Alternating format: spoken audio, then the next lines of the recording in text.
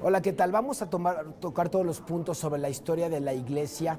Sabemos que es una historia triste, pero es importante que nosotros como hermanos en fe podamos acercarnos a nuestros hermanos judíos y decirles que conocemos la historia, que entendemos que han sido lastimados, matados y asesinados durante más de 2000 años en el nombre de Jesús. Es importante que entiendas y profundices en este tema para que tú le puedas compartir a tu hermano judío entendiéndolo desde su lado, ponerte empático. Y ser empático quiere decirse ponerse en los zapatos del otro. Por lo tanto, te voy a contar algunos puntos y tú puedes referirte al documento que está en tu seminario. El preterismo es la teoría del reemplazo. Así se le conoce en teología. ¿Ok? Son profecías bíblicas que ya se cumplieron en el pasado. Y entonces la teoría del reemplazo se basa en que como ya se cumplieron algunas profecías, ya no se van a cumplir. Me voy a meter un tantito para explicarte las profecías. Hay tres tipos de profecías. Unas que ya se cumplieron y no se van a volver a cumplir. O sea, es one time, una vez. Luego que le llamamos double fulfillment o doble llenado o doble cumplimiento. Profecías que se aplicaron al pasado, pero se van a volver a aplicar o se están volviendo a aplicar. Y la tercera que todavía no se ha cumplido. ¿Ok? Es importante entender eso de las profecías, muy importante. Entonces, en la teoría del reemplazo dice que el 70, ¿qué sucede en el 70? ¿Alguien sabe? Se destruyó el templo, muy importante, fechas muy importante. Se cumple la profecía de Jesús en el Monte del Oliva, que es Mateo 24, Marcos 3 y Lucas 21. Y Dios juzga a Israel por su rechazo al Mesías. Entonces ahí entramos en una parte teórica y teológica que es errónea, porque como te lo expliqué antes, Dios nos cegó y nos hizo rechazarlo. Entonces ahí algunos teólogos de la iglesia primitiva empiezan a juzgar a Israel por el rechazo, y los judíos ya no son el pueblo elegido de Dios, y ahora la iglesia son los elegidos y las promesas son para ellos. Y es la teología del reemplazo. Tú dirías, bueno, ¿qué tan rápida nace la teología del reemplazo? ¿Alguien sabe? Súper rápido. Para el siglo II, la iglesia se vuelve antisemita. ¿Okay? Y eso que la mitad de ellos eran judíos. Entonces, me voy a saltar esto porque lo vamos a pasar. Y vamos a la técnica que les enseñamos la vez pasada. La mejor técnica para combatirle a un judío es PGP. ¿Alguien se acuerda las tres? ¿Alguien se acuerda? Perdón y profecías. Entonces vamos a ir a la parte del perdón. Sí. ¿Por qué P? Perdón, porque es gracias y profecías. Y el perdón, que es la siguiente sección, es la parte de la historia de la iglesia, ¿no? La matanza de mis hermanos judíos por los supuestos cristianos que hicieron el pueblo de Dios en nombre de Yeshua. ¿Ok? Es muy oscura. La historia es muy oscura. Y ahorita voy a empezar yo tantito y después vamos a vivir una dinámica importante. ¿Qué pasa después de la crucifixión de Jesús? Como les dije, el 90% de los creyentes dejan de ser creyentes. No esperaban un Mesías que fuera a morir. No quiere decir que no se recuperan después, pero muchos se pierden. La realidad es que el 90% de la gente dice, Él es nuestro Rey, nuestro Salvador, y de repente, ¿no? Y aunque Jesús se aparece, no se le aparece a todos. Entonces, ¿no? Primero se aparece a los 12, luego a 70, luego hay un párrafo que dice que se le aparece a multitudes, pero no sabemos la realidad de cuántas multitudes. Entonces, obviamente, pues, si habemos algunos Tomás, ¿no? Hasta no ver, no creer, pues entonces, a esa gente que no se le apareció, pues lo perdimos, ¿no? Entonces, Santiago, su verdadero nombre es Jacob. ¿Alguien sabe por qué se llama Santiago? Esto es verbario cultural. Jacob en griego es Yago, como ustedes vieron la sirenita, es la sirenita, el Rey León. Aladino. Aladino, Yago, el periquito ese, Yago, es Jacob en griego, y entonces lo hicieron santo, ¿no? La Iglesia Católica lo hizo santo. Entonces, San Yago quedó Santiago. Real. Juego de palabras. Pero en realidad se llama Jacobo, se llama Jacob. El hermano de Yeshua queda como líder en la Keilah de Jerusalén. Keilah quiere decir congregación o iglesia. La palabra iglesia nunca ha sido un templo o algo de construido. Está terrible que sea.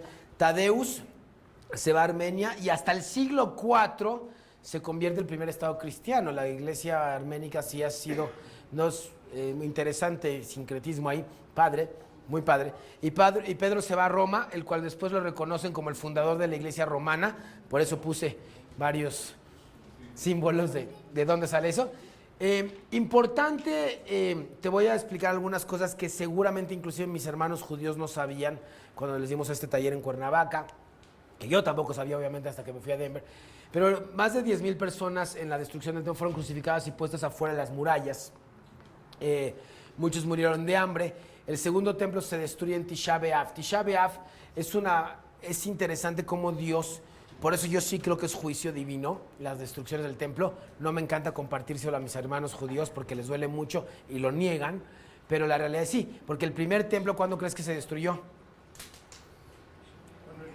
586, pero la fecha fue Tisha B'Av.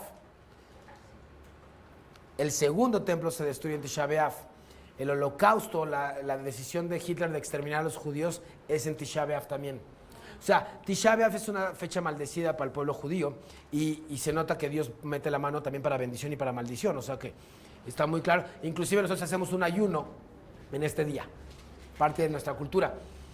Bueno, Tacitus menciona que había más de 600,000 varones y mujeres, sin contar niños, dentro de las murallas. Dice mi historiador, yo tuve la bendición de estudiar con un judío mesiánico, me dio historia de la iglesia interesante, y decía que en alguno de los libros que leía, decía que había ríos de sangre dentro de las murallas. O sea, imagínate 600,000 personas dentro de las murallas de Jerusalén. Y se defendieron, los mataron a todos, y dijeron que preferían su muerte, morir por el pueblo, que lo expulsaran de su país. Esto en hebreo le llamamos Kiddush Ha'am. Al ratito vamos a hablar de Kiddush Hashem. No, Kiddush viene de la palabra Kadosh, de santidad, ¿no? Y entonces dice, me prefiero morir a que me quites mi tierra. Eso se le llama Kiddush Ha'am. Y hay muchos judíos que han muerto por Israel. Y hay otros que se llama Kiddush Hashem. Hashem, el nombre, es el de Dios. Si me haces convertirme de religión, prefiero morirme. Y es importante que lo entiendas, porque por eso han muerto tantos judíos, porque prefieren no convertirse, y está bien, es parte de la historia. Y bueno, todo queda destruido, todas las tres paredes, excepto la pared externa, conocida como el Muro de los Lamentos. ¿Ok? Todo se destruye, ¿no? Y es interesante, tú ves una foto de Jerusalén, ¿y qué es lo primero que ves? No, ojalá fuera el muro, ¿no? Dios, la mezquita de la Roca o la mezquita de Omar, ¿no? O sea, imagina, el símbolo del pueblo de Dios es la mezquita del que va a ser el pueblo enemigo, porque el pueblo enemigo va a ser el pueblo árabe. Vamos a hablar eso la próxima semana un poquito, ¿ok? Entonces, esa es una más o menos cómo quedó. Si te das cuenta, sí queda, si has estado en Israel. Si no has estado en Israel, hoy vamos a viajar a Israel, ¿ok? Entonces, ahí está. Y una de las paredes externas es la que llamamos el Muro de los Lamentos. Y bueno, todo el pueblo judío va ahí alguna vez en su vida, o queremos ir, pero no aunque sea un papelito para dar una oración, y es medio idólatra, pero es parte de la tradición. ¿Okay? La siguiente. Aquí se ve el arco de Tito cuando nos destruyen y se lleva la menorá. Lo puedes ver en Roma, no en la colonia Roma, sino en Roma, ¿ok? Pero es el arco de Tito destruyendo, se llevan todo. Y es importante entender, vamos a la parte histórica. Los judíos odian a los romanos odian a los judíos. Hay muchísimas guerras provocadas por los judíos. Mis hermanos, cuando yo les di esta parte en Cuernavaca, dijeron, ¿cómo crees? Las guerras de Quito. Dice, no sabían. Bueno, los judíos también eran duros. Entonces, hay algo que se conoce como las guerras de Quitos. Nada más se les voy a explicar rápido. Pero las guerras de Quitos son guerras fuera de Israel, provocadas de los judíos en contra de los romanos. Y hay matanzas tan severas como las de los judíos de los romanos en contra de los judíos. Entonces, en las guerras de Quitos también dice que se murieron como 400,000 romanos a manos de judíos. Entiendo, en una guerra, pues de los dos bandos hay malas historias, ¿verdad? Y entonces, los romanos ya están hasta el copete de los judíos, los quieren exterminar, y se aparece un guerrero judío llamado Simón Bar Kokhba, hijo de la estrella. Y te lo voy a leer así muy rápido, pero dice, el rabino en ese momento más importante, fariseo, es Rabbi Akiva, y lo declara como el Mesías. Un gran problema, porque hasta ahorita la iglesia es 99.99 judía. Muy importante entender eso. Los primeros creyentes, ¿qué eran? Judíos. Marcos, ¿qué era? Pedro, Pablo, Esteban. Inclusive Lucas era griego converso. Y te lo puedo comprobar teológicamente porque entró al templo. No podías entrar al templo si no eras converso. ¿Ok? Entonces, hasta el año 130, más o menos, a pesar de que hay algunos gentiles, si eras gentil y creías en Yeshua, te tenías que convertir al judaísmo. Punto. Sin circuncisión. Todos los hombres hagan así. Pero no podías comer sangre, no podías comer cosas dedicadas a los ídolos y abstenerse de cosas promiscuas, ¿ok? Pero tenía que ver mucho con lo que comías y te tenías que convertir al judaísmo excepto la circuncisión, fue lo único que se quitó, ¿ok? Y entonces el rabino del templo de Jerusalén, que es Rabbi Akiva, uno de nuestros eruditos más importantes, declara a Bar Kokhba ser el Mesías y hay un problema ahí. Hay un problema porque los judíos mesiánicos, que no se llamaban los judíos mesiánicos, ¿cómo se llamaban? ¿Alguien sabe? Ahí está puesto. Aderech, el camino. ¿Ok? El camino aquí está puesto. ¿Ok? Judíos cristianos, el camino. No pueden apoyar este movimiento. Y entonces los judíos dicen, es que tenemos que hacer la revolución porque Bar Kokhba es el verdadero Mesías y nos va a liberar del yugo romano, entonces móchate y vente a pelear. Y entonces el camino, que eran bastantes seguidores, se dice, no sabemos la realidad, pero que llegaban a ser como más de 600,000. Se dice, la verdad no sabemos. No, hay libros que dicen que hasta 2 millones, yo no creo que eran 2 millones. No, y hay libros que dicen que eran 40,000. La verdad nadie sabe. Y como se desaparece, la verdad no sé. Pero entonces, un apoyo importante militar, eso es la realidad, un apoyo importante militar de los judíos mesiánicos a los judíos tradicionales no se da. Y entonces no pelean contra ellos, contra los romanos. Los judíos mesiánicos no apoyan el movimiento de Bar Kokhba porque obviamente lo consideraban el Mesías. Roma le pone una maraquiza de aquellos, lo queman vivo, le quitan la piel a Bar Kokhba y a Rabbi Akiva vivo. Él hace Kiddush Ha'am y se convierte, ¿no? Y entonces lo pelan vivo y lo queman horrible, unas matanzas más horribles enfrente de todos.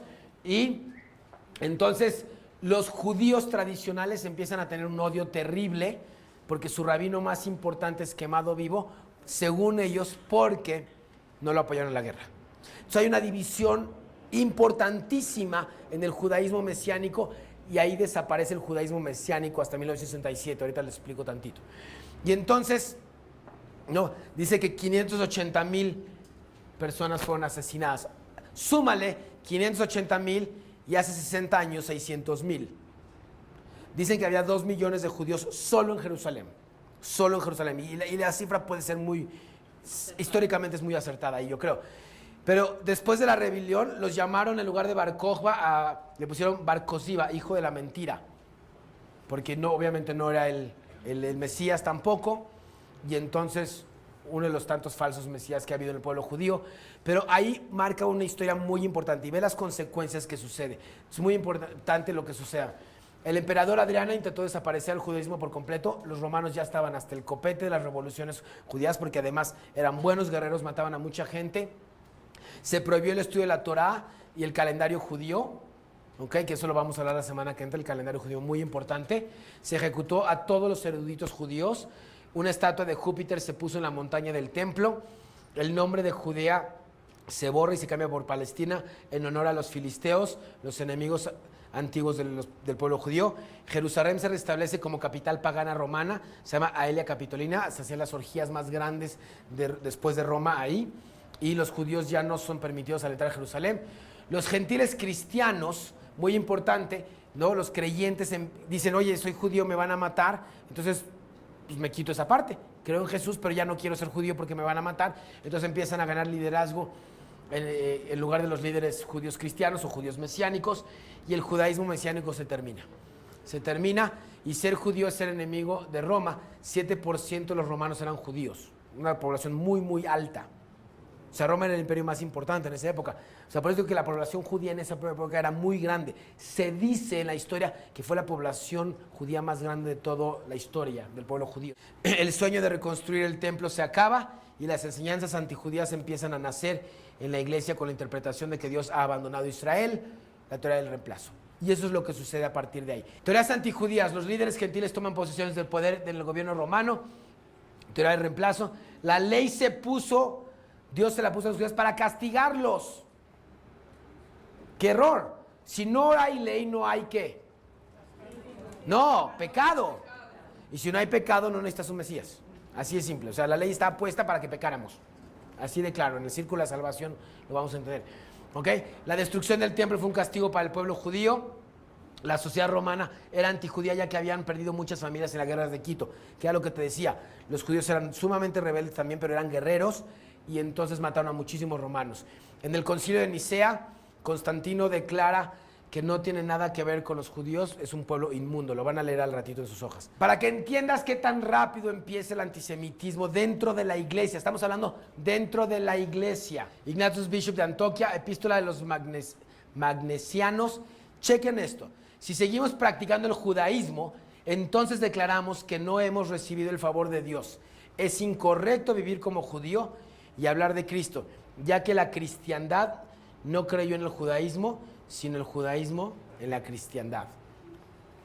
En el año 98, muy temprano, inclusive, diríamos que el Evangelio de Juan, que es el último escrito, se acaba de escribir en el 96, o sea, rápido, muy rápido. O sea, empiezan las teorías muy rápidas. Siguiente. ¿Ok? Epístola de Barnabás, ¿no? Entre 130 y 138, o sea, muy rápido empiezan las enseñanzas antijudías. Por eso digo que la parte de Bar Kokhba divide claramente. No dice: ten cuidado de no decir que el pacto es de ellos, al igual que de nosotros. Es nuestro, lo perdieron de inmediato desde que Moisés lo recibió. ¿Ok? En los escritos de origen de Alexander del siglo III, les aseguramos que los judíos nunca regresarán a su condición original del pueblo elegido, ya que cometieron el crimen más abominable y asesinaron al Salvador del mundo, y por eso fueron expulsados y sus ciudades destruidas, y otra nación fue seleccionada como la nación bendecida. Esta parte de Alexandra era la biblioteca más importante, estaba en Egipto, y obviamente ahí había un papa, pues, de ahí viene el rollo de los papas, antes y entonces cuando dicen que asesinamos a Jesús, ese es en los primeros escritos donde asesinamos a Dios, entonces es un rollo muy complejo. Siguiente. Justino Mártir en el siglo II dice: nosotros también observaríamos tu circuncisión, tu Shabbat y todas tus fiestas si no supiéramos la razón por la cual fueron impuestos para ti. Te fueron impuestos para ti por tus pecados y dureza el corazón. Esa es la mentira más grande teológica del mundo. Los 10 mandamientos, te lo pusieron Shabbat, vienen los 10 mandamientos. ¿Cómo puede ser pecado si de ahí vienes? O sea, no es ilógico, ¿no? Si leíste aunque sea una vez, lo puedes entender. No, y la circuncisión fue puesta para separarte de las naciones y de nosotros los cristianos. Y esto solo fue puesto para que sufras, y solo tú sufras las aflicciones. Estamos hablando de líderes cristianos de la iglesia primitiva. Que tu tierra quedará desierta y desolada, tus ciudades quemadas, y la fruta de tu tierra fuera comida enfrente de tus propios ojos. Todos estos preceptos y las observancias de Shabbat, Dios te las puso como una marca. ¿Sabían qué tan rápido empieza a ver la falta de entendimiento? Juan Crisóstomo, del año 347 al 407, es reconocido como uno de los mayores predicadores cristianos, pero Crisóstomo era un antisemita extremo. En toda la historia de la iglesia dice: ¿cómo pueden los cristianos atreverse a sostener la más mínima conversación con los judíos, los más miserables de todos los hombres, hombres que son concupiscientes, rapaces, avaros, bandidos pérfidos? ¿Acaso no son ellos asesinos destructores de hombres, poseídos por el demonio, a quienes la mala vida y la embriaguez han entregado a las costumbres de los cerdos y la cabra concupisciente. Ellos solo conocen una cosa: satisfacer sus agallas, emborracharse, matar, estropear. La sinagoga no solo es un teatro y una casa de prostitución, sino una caverna de bandidos, una reparación de bestias salvajes, un lugar de vergüenza y ridículo, el domicilio del diablo, como también lo son las almas de los judíos. En verdad, los judíos adoran al diablo, sus ritos son criminales e inmundos, su religión es una enfermedad, su sinagoga de nuevo es una asamblea de criminales, una cueva de ladrones, una caverna de demonios, un abismo de perdición. Yo también aborrezco la sinagoga. Dios aborrece a los judíos y siempre aborreció a los judíos. Yo también aborrezco a los judíos. No es sorpresa que después de un discurso del año 388 la gente salió a asesinar sinagogas. Tienes que entender que esos son padres cristianos de la religión cristiana, hablándole a cristianos y a creyentes que nos han creado un antisemitismo bárbaro. Efraín llamó a los judíos perros circuncidados. Jerónimo, el que compiló por primera vez la Biblia y la tradujo a la Vulgata, gran hombre cristiano, dijo serpientes judaicos cuyo modelo fue Judas. Gregorio de Nisa, uno de los más importantes creyentes en la historia primitiva de la iglesia, ¿no? Dijo: adversarios de la gracia, enemigos de Dios, los abogados del diablo, engendro de víboras, sanedrín de demonios. Martín Lutero, como reformador, no tuvo igual, increíble reformador, pero era uno de los más grandes antisemitas. Lutero fue tan solo un poco menor que Crisóstomo, y así como Crisóstomo encendió fuego, Lutero lo volvió a encender cuando las llamas estaban extinguiéndose. Lutero dijo: los judíos se envenenan, son asesinos rituales, usureros, ellos son parásitos de la sociedad cristiana, son peor que demonios. Es más difícil convertirlos a ellos que al propio Satanás. Ellos están destinados al infierno, ellos son en verdad anticristo. Sus sinagogas deberían ser destruidas y sus libros decomisados. Deberían ser obligados a trabajar con las manos, más aún deberían ser expulsados por los príncipes de sus territorios. En su último sermón, predicado unos días antes de morir, él arengaba que expulsaran a los judíos de Alemania. Los escritos de Martín Lutero fueron utilizados por Hitler.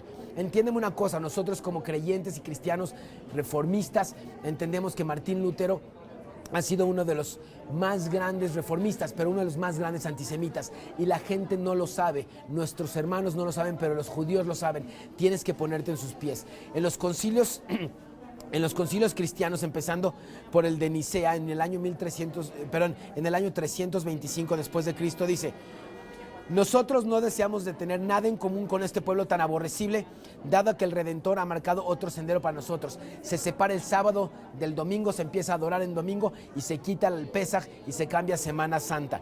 En el Concilio de Viena, en el año 1311, se decretó que ningún judío debería ser admitido en un establecimiento público de baño, en un mesón o en una casa de hospedaje para viajeros. Nada que ver con la Biblia, porque la gente no entendía eso, pero separaron totalmente el judaísmo del cristianismo. El clímax del gran odio de parte de la iglesia halló su expresión en el Concilio Luterano de 1215. Estuvo representada toda la cristiandad occidental, 71 arzobispos, 412 obispos, 800 abades, y en una hueste de dignatarios de sacerdote de la iglesia. Y entonces dijeron: en toda cristiandad y en todo momento se les ordenó llevar una ropa con insignia definitiva. Empezaron a marcarlos desde lo que llevaban puesto. Una práctica muy común de la iglesia fue el bautismo muerte, bautismo forzado. Una de las pruebas más devastadoras, peor que la muerte misma para el judío, era el bautismo forzado. En la mayoría de las partes de la cristiandad, esto se practicó en algún tiempo u otro, en todas las partes, Europa, América, etcétera. Y miles de judíos escogieron la muerte en lugar de ser bautizados. Antes de sucumbir ante este rito, los concilios toledanos de España decretaron: quien es llevado al cristianismo por violencia, por miedo y tortura, recibe el sello de la cristiandad y puede ser obligado a observar la fe misma. Entendiendo que los obligaban a bautizarse, imagínate que las madres judías tomaron a sus infantes y saltaban al río decidiéndose ahogar, algo que se llama Kiddush Hashem, morir en el nombre de Dios, porque ellos estaban forzados a otra religión. Las personas se quedaban en sus casas y preferían ser incendiadas que ser bautizados. Era el bautismo o la muerte, o la cruz o la hoguera. Entiéndanme esto. Esto sucedió en México, sucedió en Guadalajara, en Veracruz, en Tampico, en DF, en muchos lugares, en San Luis Potosí, obviamente en España. Algunos de nuestros hermanos judíos mataron a sus propios hijos arrojándose a ríos y a los pozos para impedir que lo que temían sobre ellos era más que la muerte. O sea, tener un bautismo cristiano era peor que la muerte para un judío, ese famoso Kiddush Hashem, morir por el nombre de Dios. Muchos padres e hijos fueron separados a latigazos y azotes, luego arrastrados del pelo a la fuente bautismal, los pobres niños siendo luego distribuidos entre familias cristianas para ser criados como tales. Obviamente la Inquisición, los marrados, el bautismo forzado no fue una fase con corta duración, duró del año 1498 y en México acabó en el año 1870. Prevaleció tanto en España durante el siglo XV, todas sus colonias, incluyendo nuestro país, México. Esto enfureció a la iglesia porque la gente seguía practicando su judaísmo debajo de sus casas en los sótanos y se les llamó marranos. El total de marranos en el primer año de la Inquisición ascendió a 2,000 víctimas quemadas vivas y 17,000 sentenciadas en el primer año. Y entiéndanme que esto sucede en el año 1492 hasta el año 1870 en las colonias españolas. Esto es una triste historia de nuestro país, se llama Las Guerras de la Cristiandad. Hay un libro escrito por el rabino Manuel Hernández que se llama Entre la Cruz y la Guerra. Si lo puedes conseguir, maravilloso, porque te voy a explicar toda la historia de México. México fue una gran parte de la Inquisición. En una ley en 1278, por un decreto del Papa Nicolás III, quien estableció reglas para la predicación de los sermones. Ellos decían que todos los judíos tenían que ir obligatoriamente a la iglesia a escuchar sermones y se les inspeccionaba los oídos para asegurar que no tuvieran ningún tapón. Las cruzadas son famosas. Toda la cristiandad trató de recuperar los lugares santos de Tierra Santa y mataron a tanto a judíos como árabes, quemándolos vivos en la sinagoga. Decía: nosotros deseamos combatir a los enemigos de Dios en el oriente, pero a quienes tenemos en la mira es a los judíos, una raza enemiga de Dios. Las cruzadas se volvieron contra los judíos con el grito: esto es voluntad de Dios, con un escudo y una cruz en la frente. Cuando tú le pones una cruz a un judío significa muerte, no vida. En 1999, al final de un viaje a Jerusalén, los soldados de Godofredo de Bouillon hallaron a los judíos reunidos en una sinagoga y la incendiaron, quemándolos vivos. Después los cruzados fueron al Santo Sepulcro y dieron gracias por su gran victoria que habían logrado después de expulsar a los musulmanes de Tierra Santa, y habían logrado aún más alejar al Mesías, a los judíos. Había mitos, había cosas, decían que los judíos agarraban a los niños, los mataban y hacían la matzá, el pan de Pascua, y cuando se rompía salía sangre, puros mitos. Hay literatura antisemita. El presidente Henry Ford avaló un libro escrito, como se llamaba, Los Protocolos de los Sabios de Sion, uno de los libros más antisemitas, donde el presidente Henry Ford en Estados Unidos era uno de los antisemitas más grandes del mundo. Yo te pido que escuches, que leas y entiendas perfectamente lo que está sucediendo en la historia de la iglesia, porque la primera P de la técnica PGP, perdón, gracias y profecías, es pedir perdón a tus hermanos judíos. Te pido que estudies, te pido que leas y te pido que entiendas, porque la barrera más grande entre el judío y el cristiano es la historia tan aberrante, horrible y trágica de la iglesia hacia nuestro pueblo. Nos han matado, nos han perseguido en el nombre de Jesús. Te doy gracias por haber escuchado.